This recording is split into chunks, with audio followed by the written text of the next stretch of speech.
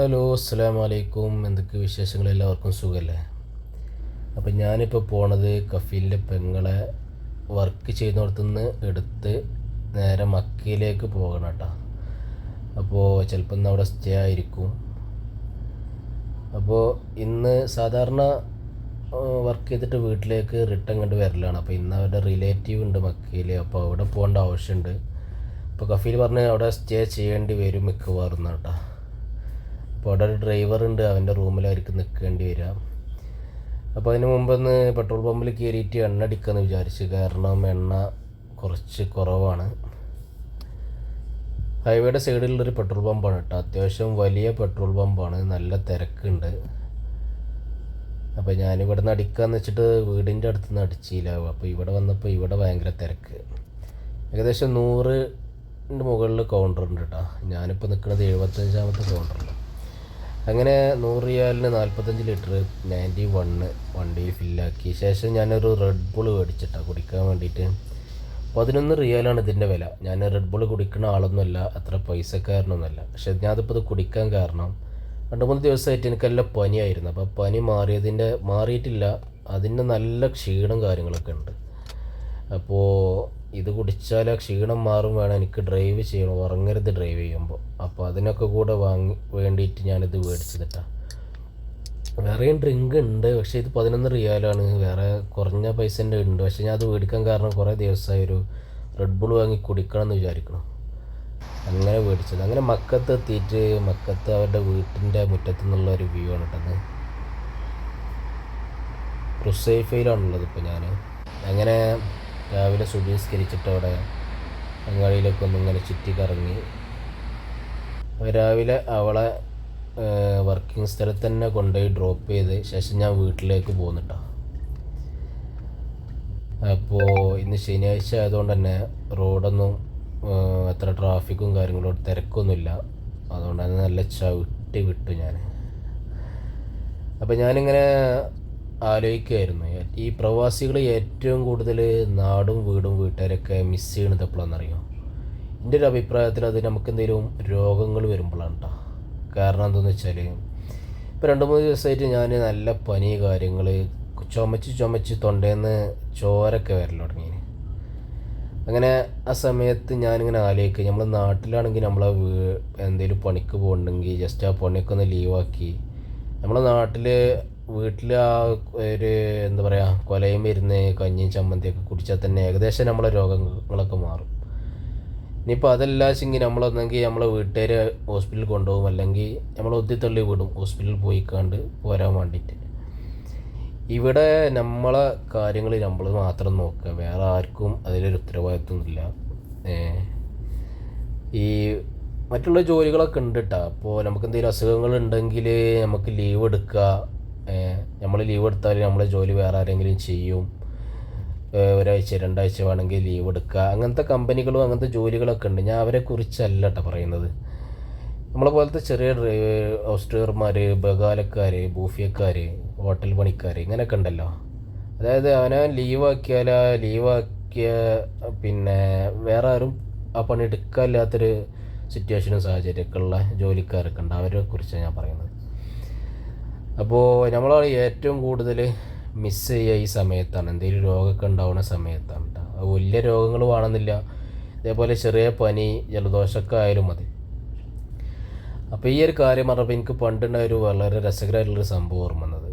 അപ്പോൾ എന്തെന്ന് വെച്ചാൽ ഞാനിതേപോലെ മക്കത്തായിരുന്ന സമയത്ത് മക്കത്തുനിന്ന് ഒരു 60 കിലോമീറ്റർ അപ്പുറത്ത് ഒരു മരുഭൂമിയിലുള്ളൊരു ഈത്തപ്പഴത്തോട്ടം നനക്കാൻ പോകേണ്ട ഒരു പണി ഉണ്ടായിരുന്നു എനിക്ക്.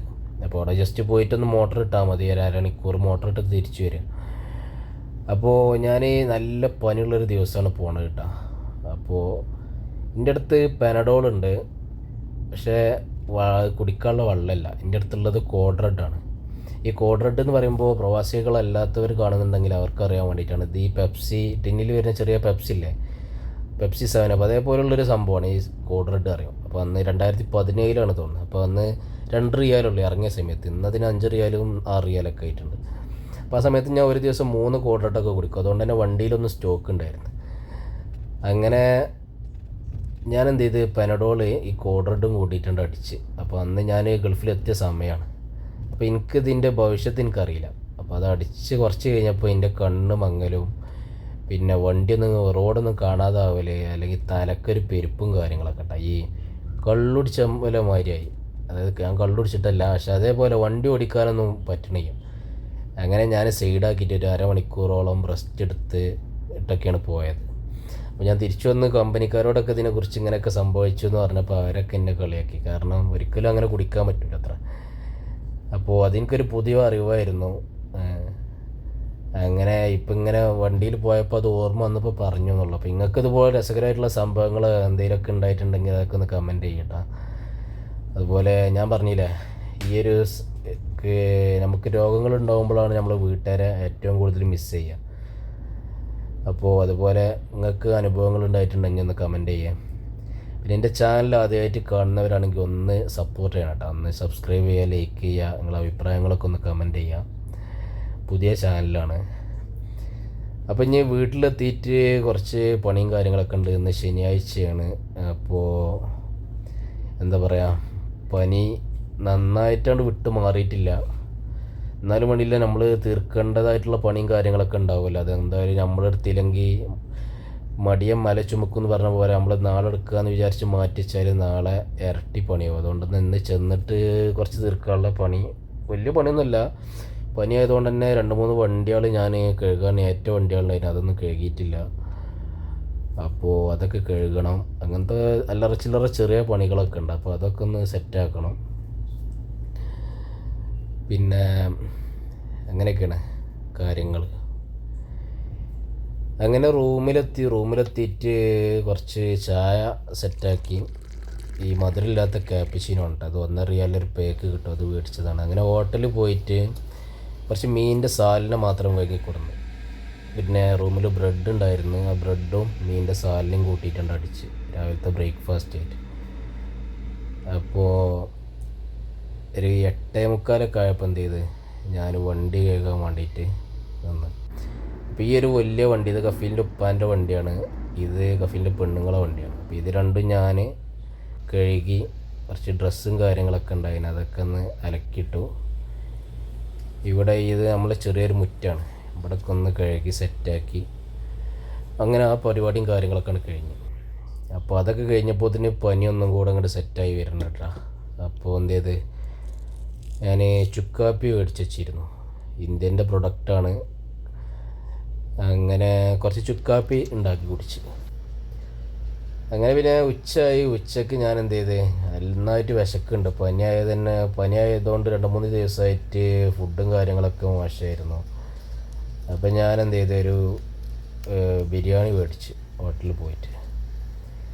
ഈ പലർക്കും അറിയാത്തൊരു കാര്യമാണ്, നമ്മൾ ഈ ബിരിയാണി വാങ്ങുന്ന ഈ കണ്ടെയ്നർ ഉണ്ടല്ലോ, ഇതിൻ്റെ 4 മൂലയും കുറച്ച് അങ്ങനെ വിടർത്തിയാൽ നമുക്ക് നല്ലൊരു പ്ലേറ്റായി കണ്ട് കിട്ടും കേട്ടോ. ചിലർക്കൊന്നും അറിയില്ല ഇതിനെക്കുറിച്ച്. അപ്പോൾ അതാണ് ഞാൻ പറഞ്ഞത്, അറിയണവരുണ്ടാവും. എനിക്കും ഈ അടുത്താണ് ഇതിനെക്കുറിച്ചുള്ളൊരു ഐഡിയ കിട്ടിയത് സത്യം പറഞ്ഞാൽ. അപ്പോൾ ഈ 4 മൂല ഇങ്ങനെ വിടർത്തിയാൽ നല്ല അടിപൊളിയായിട്ട് നമുക്ക് കഴിക്കാൻ പറ്റിയൊരു പ്ലേറ്റ് മാതിരിയാവും. അങ്ങനെ കഴിഞ്ഞിട്ട് വീട്ടുകാർ കഫീലിൻ്റെ ഉമ്മ കുറച്ച് മെഡിസിൻസും കാര്യങ്ങളൊക്കെ തന്നിരുന്നു. അപ്പോൾ അതിലൊക്കെ ഏതെങ്കിലുമൊക്കെ ഒന്ന് കുടിച്ചാലോ എന്ന് ആലോചിച്ചു, പക്ഷേ ഞാൻ കുടിച്ചില്ല കേട്ടോ. അങ്ങനെ ഇവിടെ ഒരു മൂഷിക്കനുണ്ട്, കുറച്ച് ദിവസമായിട്ട് നമുക്ക് ശല്യം കാര്യങ്ങളൊന്നും ഇല്ല, എന്നാലും അവനൊന്ന് പിടിക്കാമെന്ന് വെച്ചിട്ടൊരു കെണി വെച്ചിട്ടാണ് ഞാൻ. അങ്ങനെ കെണി സെറ്റാക്കിയിട്ട് എന്ത് ചെയ്ത്, വൈകുന്നേരം പെണ്ണിനെ എടുക്കാൻ വേണ്ടിയിട്ട് റിട്ടേൺ പോവുകയാണ്.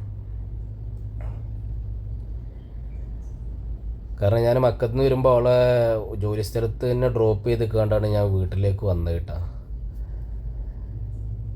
അങ്ങനെ വൈകുന്നേരം ഇപ്പോൾ ഒരു 5:45 ആയിട്ടുണ്ട്. എൻ്റെ വീഡിയോ കാണുന്നവരാണെങ്കിൽ ഒന്ന് സപ്പോർട്ട് ചെയ്യണം കേട്ടോ. ഒന്ന് സബ്സ്ക്രൈബ് ചെയ്തിട്ട് ഒന്ന് ലൈക്ക് അടിച്ച അഭിപ്രായങ്ങളൊക്കെ ഒന്ന് കമൻറ്റ് ചെയ്യുക. ഒരു ചെറിയ സപ്പോർട്ട്. ഞാൻ കഴിഞ്ഞ വീഡിയോ ഇട്ടപ്പോൾ അതിൻ്റെ താഴെ കുറേ ആളുകൾ വന്ന് കമൻ്റ് ഇട്ടിരുന്നു കേട്ടോ. ഹോസ്റ്റൽ ജോലി, പിന്നെ കുറച്ച് മോശം കമൻറ്റുകളായിരുന്നു അപ്പോൾ ഞാൻ പറയാമെന്ന് വെച്ചാൽ, നല്ല വീടാണെങ്കിൽ എൻ്റെ അഭിപ്രായത്തിൽ ഈ ചെറിയ ജോലികളുണ്ടല്ലോ, ബഗാല, ബൂഫിയ, അങ്ങനത്തെ ചെറിയ ചെറിയ ജോലികളുണ്ടല്ലോ, അതിൽ ഏറ്റവും ബെസ്റ്റ് എന്ന് പറയുന്നത് നല്ല വീടുകളാണെങ്കിൽ ഹൗസ് ടൂർ ജോലി തന്നെയാണ് കേട്ടോ. കാരണം നമുക്ക് ഒന്നുമില്ലെങ്കിൽ ടെൻഷൻ അടിച്ച് കാണ്ട് ഈ റൂം പിന്നെ ജോലിസ്ഥലം റൂം ജോലിസ്ഥലം മാത്രമല്ല. ഇതാകുമ്പോൾ ഒന്ന് പുറത്തിറങ്ങി നമുക്ക് ഒന്ന് റിലാക്സ് ആവും. ഇവരെ കൂടെ ഇനിയിപ്പോൾ മാള് പോവുകയാണെങ്കിൽ അല്ലെങ്കിൽ വേറെ എവിടെ പോവുകയാണെങ്കിൽ നമുക്കൊന്ന് റിലാക്സ് ആകാൻ പറ്റിയ ജോലിയാണ് കേട്ടത്. അങ്ങനെ വൈകുന്നേരം ഞാനിങ്ങനെ വകാലെ പോയപ്പോൾ, നിങ്ങളെ നാട്ടിലൊക്കെ ഇതിന് എന്താ പറയുക എനിക്കറിയില്ല, എൻ്റെ നാട്ടിലിതിന് ചക്കപ്പഴം എന്നാണ് പറയുന്നത്. അപ്പോൾ ഈ സാധനം കണ്ട് അപ്പോൾ ഒന്നും പൊഴുത്തതില്ല, പൊഴുത്തതൊന്നുണ്ടായിരുന്നു. അപ്പോൾ അത് ഞാൻ മേടിച്ച് 20 റിയാലാണ് കേട്ടോ കിലോന് വില വരുന്നത്. അപ്പോൾ ഇത് മാത്രമേ ഉള്ളൂ അതിൽ പൊഴുത്തത്. അപ്പോൾ ഇത് ഞാൻ തൂക്കി നോക്കിയപ്പോൾ ഏകദേശം 2 റിയാലിൻ്റെ സാധനമുണ്ട്, 2.5 റിയാലിൻ്റെ സാധനം ഉണ്ട് കേട്ടത്. 2 റിയാൽ പറഞ്ഞാൽ 23 46 ഒരു 50-60 റുപ്യേൻ്റെ സാധനം ഉണ്ട് കേട്ടോ, 60 റുപ്യേൻ്റെ അടുത്ത്. അങ്ങനെ 2 ഓറഞ്ചും മേടിച്ച്. അപ്പോൾ ആ ഒരു ചക്കപ്പഴത്തിന് മാത്രമാണ് കേട്ടോ ഞാൻ പറഞ്ഞ 60 റുപ്യ. അങ്ങനെ രാവിലെ വെച്ച കെണിയിൽ മൂഷികം കുടുങ്ങിയിട്ടുണ്ട്. അപ്പോൾ ഒരു ചെറുതാണ്, ഞാൻ ഉദ്ദേശിച്ച ആളല്ല കുടുങ്ങിയിരിക്കണത്. അപ്പോൾ അതിനെ ഞാനോട് തുറന്നു വിട്ടിട്ടാ, ഈ ഉറങ്ങാൻ നേരത്ത് നമ്മളിനിപ്പോൾ അതിനെ കൊല്ലണ്ടെന്ന് വെച്ച് അത് ഓടി രക്ഷപ്പെട്ടും ചെയ്തു. അങ്ങനെ ഉറങ്ങുന്ന സമയത്ത് കഫീലിൻ്റെ മുമ്പ് വിളിച്ചുകൊണ്ട് ഒരു സാധനം തന്നു. ഇതിന് മ്ലോഹിയ എന്നാണ് പറയുക. ഒരു തര ഇലയാണ്, ഒരു കൊഴുപ്പുമാരുള്ള ഒരു ഇലയാണ്. ഇവരുടെ മെയിൻ ഫുഡാണ് ഇത്ര രാത്രിക്കത്തെ ഫുഡല്ല, ഫുഡിൻ്റെ കൂടെ കഴിക്കുന്ന സാധനം.